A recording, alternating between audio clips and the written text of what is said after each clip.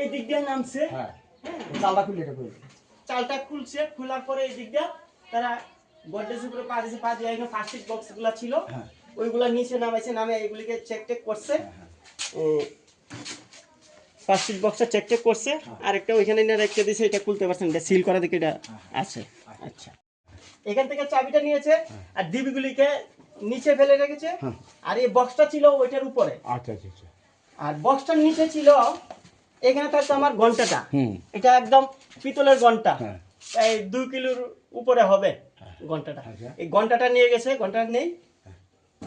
এই হলো কাহিনী।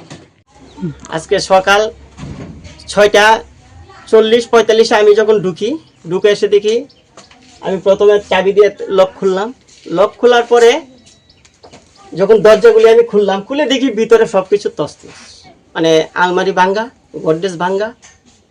সঙ্গে সঙ্গে আবার ওইটাকে বন্ধ করে দিলাম, দিয়ে আমি থানাতে ইনফর্ম করলাম, এসএমসি কমিটিকে জানাইলাম, তারা আসলো, তারা এসে যা যা করার।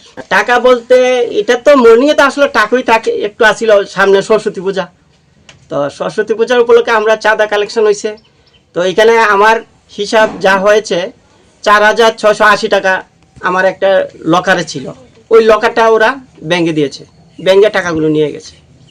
আর একটা ঘন্টা ছিল যেটা বেল দিয়ে আমরা স্কুলের, ওই ঘন্টাটা নিয়ে গেছে 1,500। আপনাদের এই স্কুলটার নাম কি?